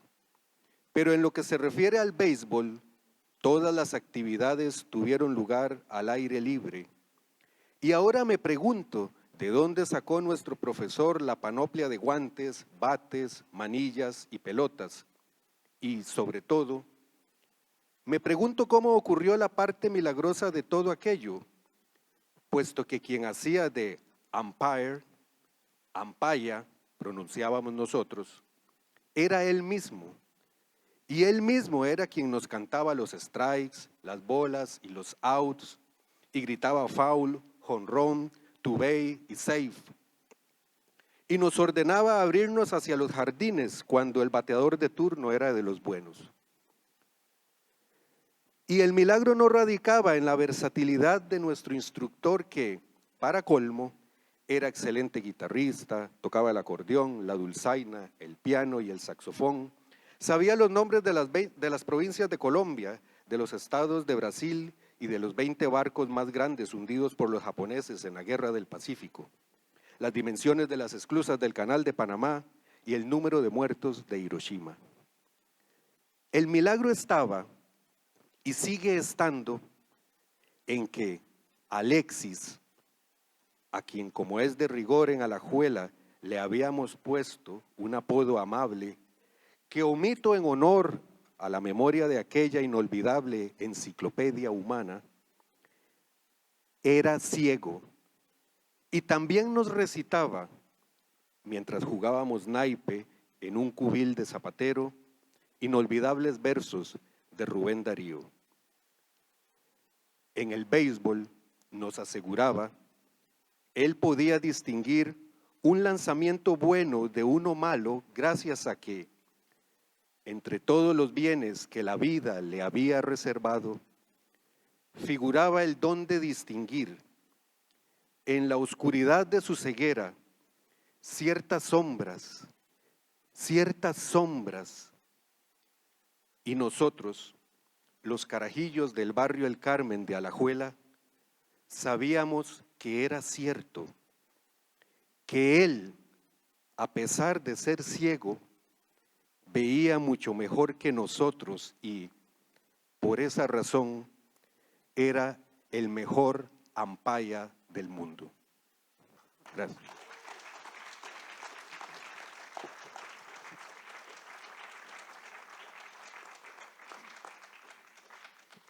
Gracias nuevamente a don Fernando por compartirnos este bello texto.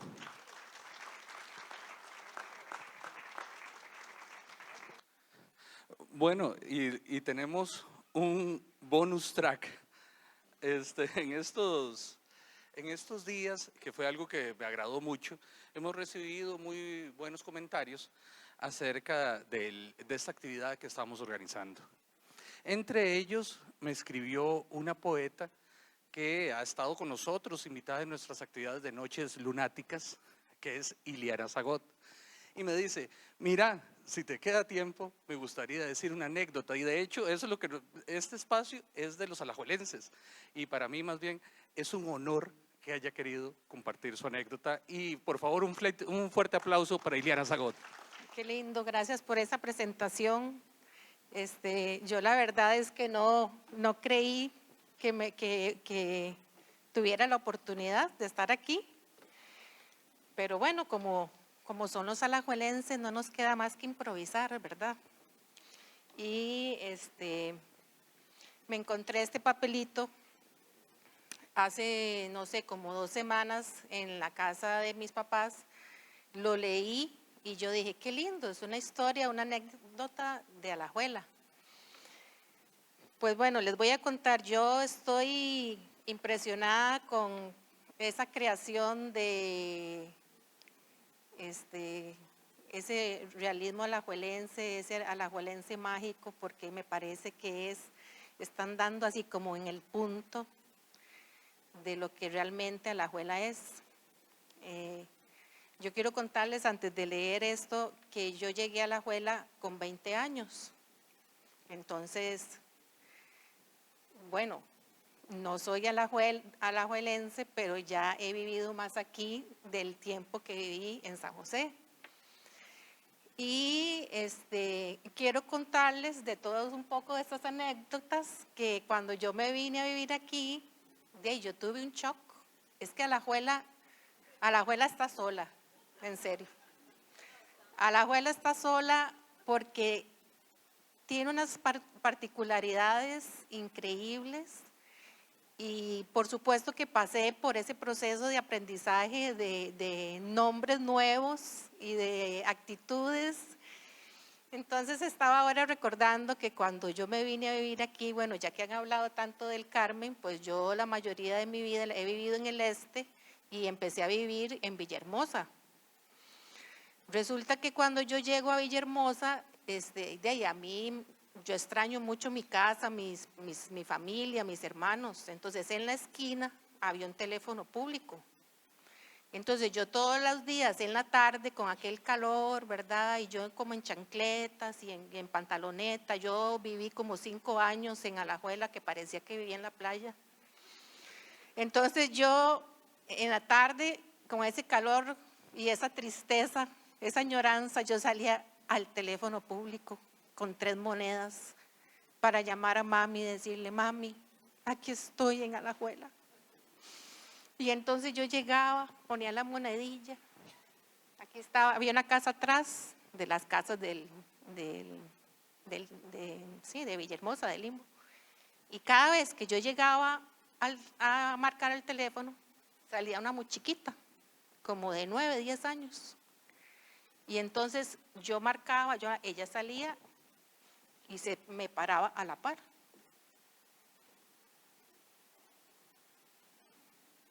Y yo,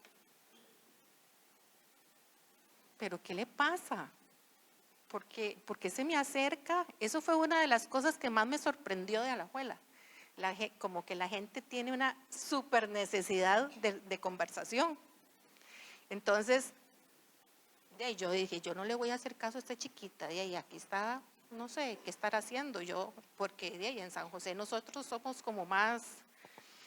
Entonces, mami, sí, vieras que estoy aquí muy triste, ¿qué están haciendo? Estamos aquí tomando café con sus tíos y eso. Mami, pero es que vieras qué calor. Sí, bueno, chao, hasta luego. Entonces la chiquilla se quedaba así, me decía, ¿qué le dijo su mamá? ¿Qué? ¿Y cuándo va a ir a visitar a su mamá entonces? Y cada vez que yo llegaba al teléfono público, la chiquilla salía a ver qué era lo que yo iba a decir en el teléfono público. Entonces, esa es una anécdota que para mí fue increíble. Yo era una persona muy callada y yo decía, qué increíble, aquí todo el mundo le echa el cuento a uno, todo el mundo habla, todo el mundo quiere conversar, en las filas, en todas partes. Entonces, eso fue una de las primeras cosas que aprendí. Claro que aprendí del melcochón, cuando estaba en esa casa, el taxi era de Beto Pilsen, 200 al este, para tomar el taxi. Entonces yo llegaba y yo decía, qué raro, ¿qué será Beto Pilsen? Entonces la gente no me sabía decir, es que yo creo que ahí hubo un bar. Ah, pero qué raro, es que ahí no hay nada, ahí lo que hay es un portón negro. Sí, pero no importa, usted nada más dice que de Beto Pilsen 200 al este y ahí el taxi llega. Ah, ok, está bien, perfecto. Bueno, eso fue otra cosa. Y otra cosa que me marcó mucho es que Alajuela es tan singular, es tan linda, tan humilde, pero poco a poco yo fui descubriendo que detrás de esas casas, detrás de esas puertas, habían grandes hombres, grandes señorones. Y yo caminaba y la gente me decía, aquí vive un músico, aquí vive un poeta, aquí vive un escritor. Y poco a poco me fui dando cuenta de ese calor, de esa amistad, de esa comunicación, esa forma de comunicarse tan especial, ¿verdad? Que espero que yo de ahí algo he agarrado, por algo estoy aquí. Y bueno, pues hablando de familias, aunque mucha gente no lo sabe, mi familia es completamente alajuelense. Y yo no lo sabía cuando yo me vine a vivir a Alajuela. Vean qué increíble. Mi familia es completamente alajuelense y les voy a contar una anécdota de mi abuelo. Y como hemos estado hablando de lugares y de palabras, me imagino que ustedes saben lo que es una guerrera. ¿Sí? A ver, probablemente yo estuviera hablando esto en San José y mucha gente no sabría que es una guerrera. Entonces les voy a leer, un texto que habla sobre la guerrera o lo que le costó a mi abuelo tener esa guerrera.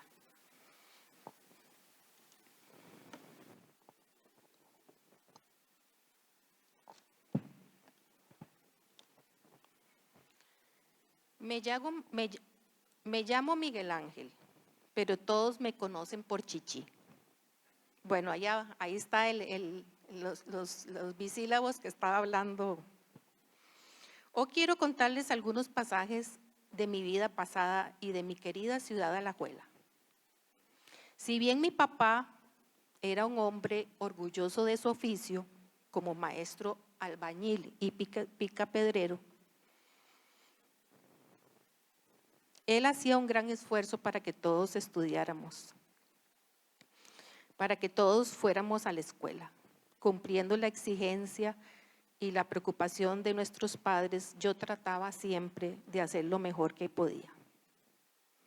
También tenía que ayudar de alguna manera a mi hogar, porque éramos muchos y ya ni sé ni cuántos éramos, porque a veces olvido hasta los que habían nacido de pequeños.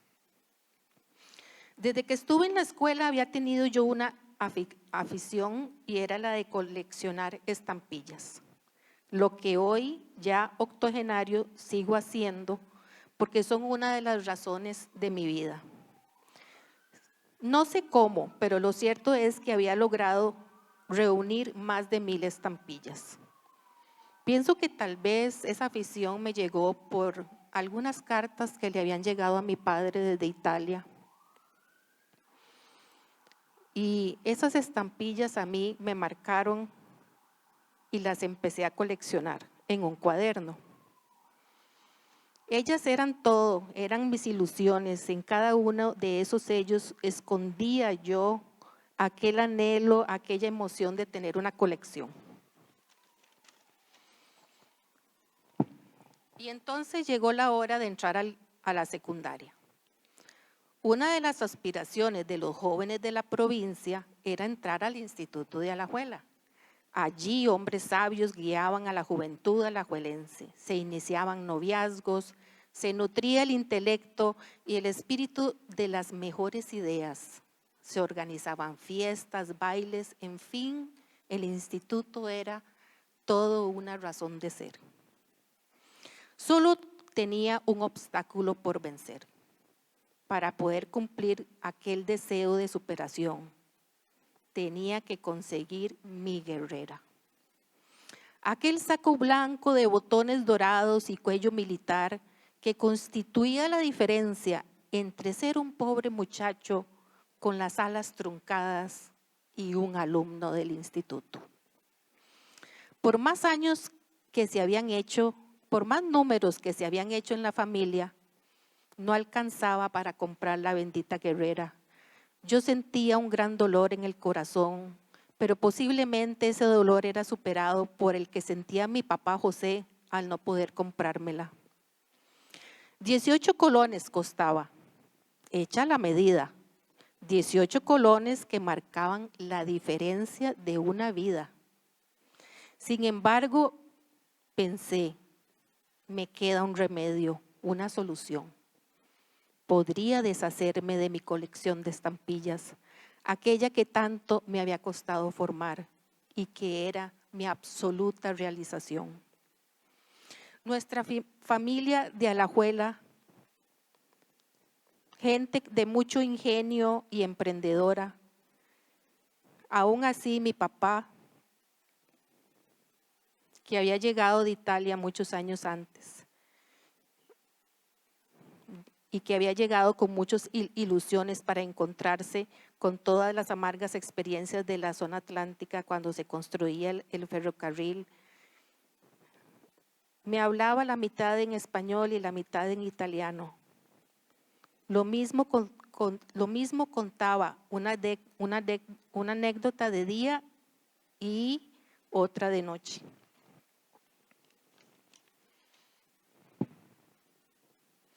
Pero se había enraizado en esta tierra a la que quería más que a la suya propia. Aquí había encontrado trabajo, el amor de una humilde, hacendosa, inteligente mujer, Zoila Flores, y una bulliciosa familia de más de 10 hijos. Felices pero pobres. Definitivamente la plata no alcanzaba para comprar esa guerrera. Con la decisión que puede tener un niño que acaba de terminar la escuela, pero que no está dispuesto a dejarse vencer por la vida, cogí mi cuaderno de estampillas y salí dispuesto a vencer la adversidad. Sabía quién me las podía comprar, porque también conocía que era coleccionista, pero eso sí, de los grandes. Se trataba de un hermano de don Roberto Brenes Mesén. Cuando llamé a su puerta, me acogió con simpatía y me pidió ver la colección. No más abrió las páginas del cuaderno y asumió una posición de filatélico. A pesar de que se le iban los ojos, comenzó a decirme, yo creo que aquí eso no sirve mucho. Me parece que es solo basura. Pero bueno, yo podría hacerle el favor. No creo que valga la pena, pero para concluir, le voy a decir, le ofrezco 15 colones. ¿Cómo me ofrecía 15 colones por aquella colección que era parte de mi vida? Le rogué, le expliqué, le supliqué que por lo menos me diera los 18, que era lo que yo necesitaba para mi carrera. Se mantuvo firme en su posición y yo terminé cediendo. Esa no fue la única colección de estampillas de mi vida. Luego logré poco a poco conseguir y tener una gran colección con el tiempo, pero aquella que había sido la primera me había dolido tanto porque había sido parte de mi alegría de vivir. Tuve que trabajar 2 semanas más para conseguir los 3 colones que me faltaban, pero por fin tuve mi guerrera. 5 años la usé en el instituto.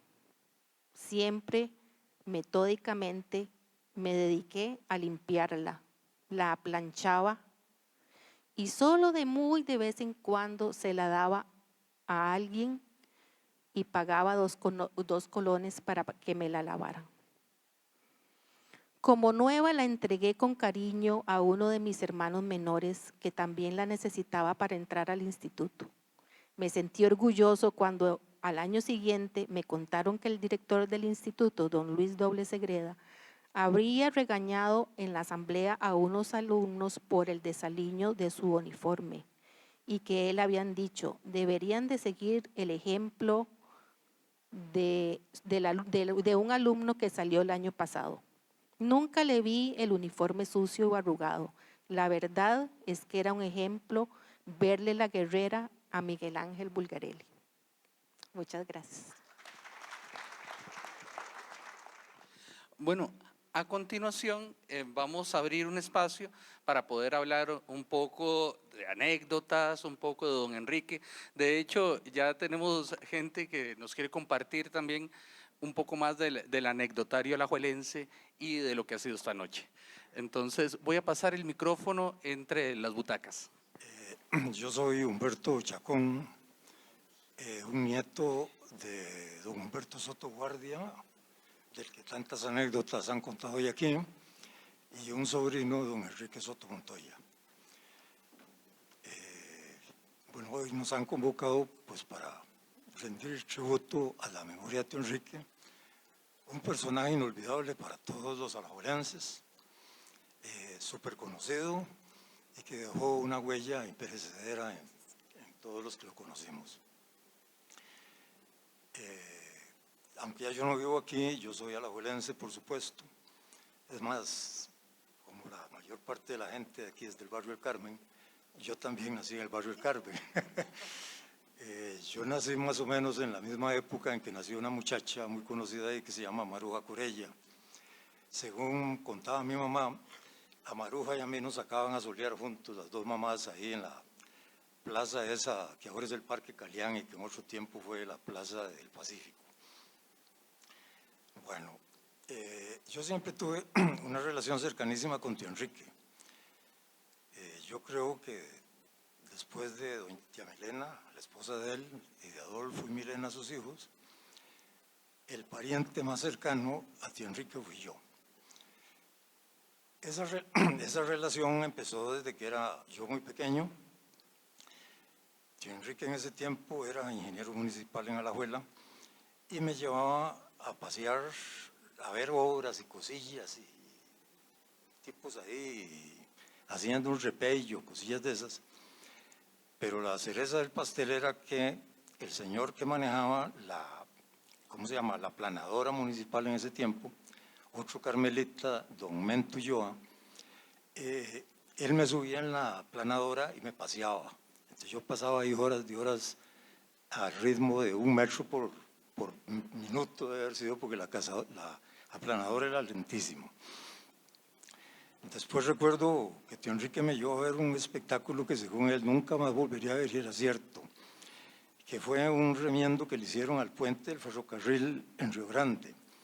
Ese puente es remachado y eso es un trabajo que en ese tiempo se hacía calentando los remaches y llevándolos al lugar donde se iban a colocar, y con una máquina que se llamaba una mica lo comprimían y lo trababan. Pero lo interesante del asunto no era ese procedimiento, sino que generalmente esos remaches se calentaban abajo y se llevaban al lugar arriba del puente con unos tipos que lo cogían con una tenaza y lo tiraban, y otro lo apañaba de camino y lo seguían tirando así hasta que llegaba donde lo iban a poner. Esa técnica ya no existe y de veras que fue algo inolvidable haber visto eso. Esa relación con tío Enrique era tan cercana que en algún momento yo pertenezco a una familia, los Chacón, que todos son abogados. Yo fui el primero en que rompí esa ruta y decidí hacer mi ingeniero civil. Entonces papá se sintió un poquillo molesto y dijo que me empezó a, digámoslo como dicen ahora, a enjachar, que porque yo no quería estudiar Derecho. Entonces yo le dije que era que una de las razones, que le di bastante estúpida, por cierto, fue que yo no quería ser el hijo de Álvaro Chacón, profesionalmente hablando. Entonces me dijo, bueno, no quieres ser el hijo de Álvaro Chacón, pero vas a ser el sobrino de Quique Soto. Y así fue. Durante muchos años, cuando yo empezaba a trabajar como ingeniero, la gente me reconocía no tal como ingeniero, sino como el sobrino de Quique Soto. Bueno, pasaron muchos años, hubo de todo. Tío Enrique y yo tuvimos una desaveniencia una vez y ya después nos contentamos, son esas aventureras de la vida. Pero me quedó una herencia de lindísimas anécdotas de tío Enrique. Tío Enrique, aparte de ser un gran ingeniero, un maestro del buen vestir, un maestro del buen decir y un maestro del buen comer, era además un tipo ingeniosísimo, con unas salidas fabulosas. Quiero recordar que en esa época todos los que estudiábamos ingeniería civil en Alajuela vivíamos metidos en la oficina de tío Enrique. Esa oficina era una prolongación de la universidad. Es más, se aprendía más en esa oficina que en la Universidad de Costa Rica. Porque tío Enrique era no solo un notable ingeniero, sino una enciclopedia en asuntos de ingeniería civil, y sobre todo tenía una gran virtud, que era que él era feliz transmitiendo su conocimiento a otros. Con tío Enrique no había nada de esconder la leche ni pendejadas de ese tipo. Lo que sabía tío Enrique lo sabían todos los demás ingenieros. Hoy en día aún es muy recordado entre ya los ingenieros mayorzones por esa, digámoslo así, generosidad intelectual que siempre tuvo. Bueno, entre las anécdotas vacilonas de tío Enrique, y como les digo, que todos los estudiantes de ingeniería vivíamos metidos en esa oficina, en una época a los más cercanos, Jique López, Álvaro Zanauja, yo, nos agarró por enfiestarnos muy cotidianamente. No hacíamos nada más que beber guaro. Y entonces tío Enrique empezó a ver que la cosa ya se estaba pasando de castaño oscuro y un día nos llamó y nos dijo, bueno, miren, yo estoy muy de acuerdo en que ustedes celebren las pasadas. En la universidad la gente aprueba los cursos en julio y en diciembre. Aquí hay fiesta todos los días de todas las semanas del resto del año. Entonces celebren las pasadas, pero es que ya ustedes celebran hasta las pasadas debajo de una cerca. Bueno, resulta que, bueno, voy a abreviar ya varias, pero la cosa previa aquí por lo esto. Bueno, en una oportunidad, tío Enrique se metió en política. Tío Enrique fue candidato a regidor por el partido de Chandi en la campaña de 1982. Yo creo que tío Enrique nunca ganó en política y esa fue una derrota más. Bueno, yo era chandista también y puse el carro a trabajar aquí en Alajuela, yo lo manejaba para jalar gente. Pues la gente no apareció, yo anduve todo el día ruleteando y ni un solo chandista apareció para jalarlo. Entonces, llegó como a las 5 de la tarde, cuando ya se iban a cerrar las urnas, me acerqué a donde estaba tío Enrique y le dije que cómo iba la cosa. En ese tiempo aquí había una señora que también vivía en el barrio del Carmen que se llamaba doña Hilda Selva. Esa señora era famosa por un arroz con pollo que hacía. En cualquier vela o en cualquier acontecimiento donde se sabía que iban a repartir arroz con pollo de doña Hilda Selva, el llenazo era completo, ¿verdad? Y el ollón, por muy grande que fuera, no duraba ni 5 minutos. Esa vez, doña Hilda, que también era del partido, mandó una enorme olla de arroz con pollo para darles de comer a nuestros partidarios. Bueno, cuando yo llegué, le digo a tío Enrique, ¿cómo ve la cosa? Y me dice tío Enrique, mira, la veo mal.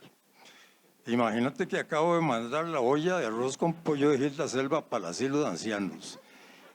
Y iba copetona.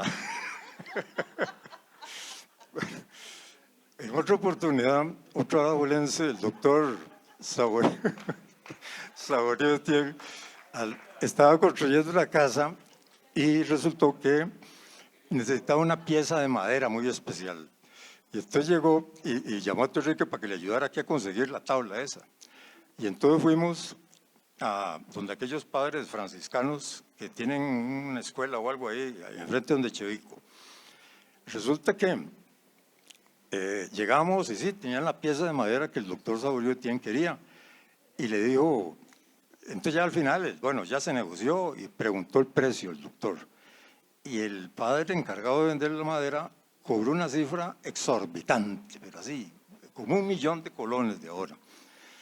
Bueno, la cosa se salió del presupuesto, nos quedamos callados, salimos, nos fuimos, todos en silencio. Y entonces el doctor Saborío, para romper un poco la seriedad y el silencio que nos embargaba, le dijo, mira Enrique, ¿estos padres de qué cofradía son? Y le dice tío Enrique, bueno, son franciscanos, pero de San Francisco no tienen ni las sandalias. Bueno, buenas noches.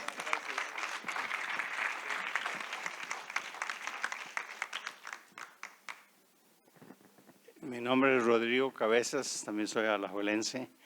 Le dije que yo pensaba que el realismo mágico no lo inventó García Márquez. Yo creo que lo inventó un señor, un mecánico, Sotillo, que estaba a 50 metros de la Plaza Iglesias, que hacía unos cuentos impresionantes. Y entonces Micón Villegas estaba en el proceso de investigar eso cuando se murió.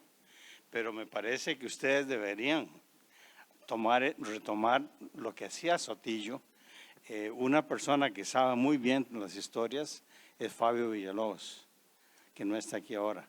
Pero me parece que Sotillo fue mucho antes que García Márquez. Y para mí lo que más nos distingue es la creatividad. Y entonces, un día por ahí llego al parque y estaba Sotillo. Y resulta que él acababa de relatar su viaje en el avión de sangre. Pero estaba con el cuento famoso del octopus. Y entonces el asunto era que lo habían llamado para cazar el octopus. Y entonces él llegó con sus 2 perros y su escopeta y comenzó la cacería del octopus, allá arriba, en el llano. Y cuando ya los perros y todo eso estaban ya encajonando al octopus, el octopus dio vuelta y salió corriendo de nuevo con los pies, con las piernas que tenía en la otra parte del cuerpo. Y así Sotillo no lo pudo agarrar. Él se fue a pensar y la siguiente vez les dijo, ahora sí estamos listos. Cuando el octopus dio vuelta, él había amarrado los perros de él espalda con espalda. Entonces dieron vuelta y agarraron el octopus. Esa es la creatividad del alajuelense. Como soy Cartago no puedo hablar. Buenas noches, mi nombre es Milena Soto, orgullosa hija de Quique. Pues agradecerle a las personas que hicieron este trabajo, muy agradecidos. Mi papá estaría más que complacido y como diría él, cuando tenía algún pendiente, una obligación, un trabajo, hay que hacer la tarea y yo le diría en este momento, Quique, hiciste la tarea. Muchas gracias. Yo soy Manrique y soy nieto de Enrique y nosotros vivíamos en México y nosotros veníamos una vez al año y entonces era un chuzo porque mi abuelo me armaba como una especie de cama con una tele, mis papás no nos dejaban tener cable, mi abuelo sí, entonces veíamos Cartoon Network, veíamos todas las películas de Rocky una y otra vez, ¿verdad? Porque era fanático de Rocky, Tati, entonces se paraba enfrente de la tele, se empezaba a tocar la nariz, yo no entendía mucho, ¿verdad? Pero yo soy director creativo y toda mi vida, o sea, como que llevo trabajando en creatividad como 12, 13 años, algo así. Y ahora me cayó un centavo, ¿verdad? Porque un día yo estoy con el abuelo en esa mítica oficina, ¿verdad? Que era como un espacio, o sea, lleno de libros y uno abría una cortina y había unos sombreros. Yo nunca entendí por qué había una cortina, sí, tenían colecciones de pistolas, ¿verdad? El abuelo me enseñaba pistolas, sombreros y luego sacaba era como ¿verdad? Como un sombrero de magos, nada más seguían saliendo y saliendo cosas. Luego llegó la computadora, ¿verdad? Y entonces él no sabía usar la computadora, se enojaba con la computadora, y, maldita máquina. Y un día estoy ahí, él está en la noche, entonces yo llego, ¿verdad? A ver qué aventura había en la oficina. Dice, algo estaba pasando, ¿verdad? Entonces me acuerdo que se había comprado una máquina que barajaba cartas y estaba en el ride de las cartas. Y entonces, sí, la hora de las cartas, exactamente. Y entonces me dice, Chapo, este es un juego. Y yo, ajá, es un juego buenísimo, se llama El Sombrerazo. Y yo, ajá, ¿verdad? Yo, o sea, creyendo que era una institución, básicamente, yo dije, está el póker, o sea, ¿cómo se llama el otro? El ron y está el sombrerazo, o sea, digamos, tienen que existir esos juegos, ¿verdad? Y entonces básicamente puso unos sombreros en el piso y pasamos varias horas tirando cartas y el juego era simplemente tirar las cartas al sombrero a ver cuántas caían adentro, ¿verdad? Y yo me fui con la idea de que eso era un super juego y yo me fui a México y le conté a mis compas que existía un juego que se llama El Sombrerazo, ¿verdad? Nadie sabía que existía. Sí, y ahora pensándolo, yo siento que, digamos, que un poco la creatividad es eso, ¿verdad? Es inventarse juegos todo el tiempo y justificarlos y hacer que las demás personas, de alguna manera, se vayan en ese ride creyendo que son reales. Y eso es lo que quería compartir.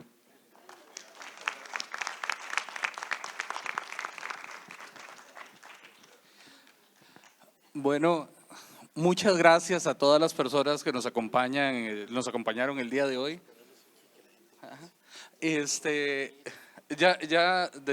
Encontramos una manera de repartición de los libros.